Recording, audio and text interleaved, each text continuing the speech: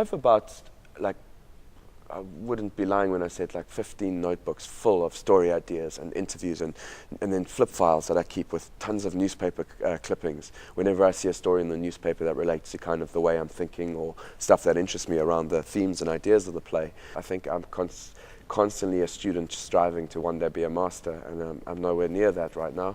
But every work you do and every new piece you create and every process you go through enables you to know what not to do next time. What didn't work in that production? How can I make it better? How can I learn from those mistakes?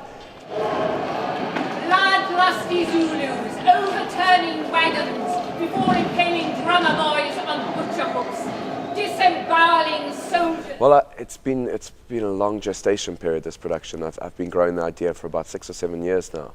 I didn't know much about South African history. I knew as much as the next person, but I realized there was a lot missing in my understanding of where we've come from as South Africans.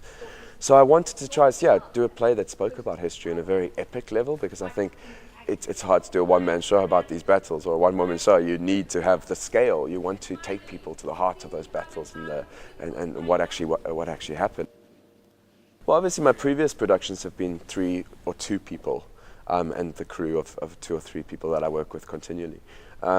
But here I have a production with 12 people, and I think there's 16 or 15 of us in total that make this production work. So obviously you increase the size. I'm used to working with 3 characters in a room mostly, or in smaller locations, that, or a one-woman show that I wrote and designed. So suddenly I have a much bigger cast, a lot more characters. So it's really nerve-wracking, and it's very stressful, because you want the show to have a run, to take it back, keep doing notes and keep fixing it and building it up to a moment. So this process here, and especially with the technical aspects, gets very intense, especially with a production of this size and the amount of technical requirements in the production. Fadden's vaudeville theatre. Stroke done with Fadden. The show is designed with lighting in mind. Descends from that Ubuntu heights. That lighting is a character in this play. We are dealing with time frames in history and moments in the present happening at the same time as moments in the past. And for that, the lighting has to kind of reveal these secretive, dreamlike moments that have happened over time. And so you want it to be very subtle and clever and create atmosphere. Lighting is one of my favorite parts of the production, when I start seeing it happening on it, because it's suddenly your story gets that atmosphere that you've been imagining. Just a few minutes, please. If you love me, you will help me. Not tomorrow, not next year, not when we're old. I've tried to capture the spirit of what I feel it is like to be a South African right now, and I've tried to look at the complexities behind characters that you often don't see.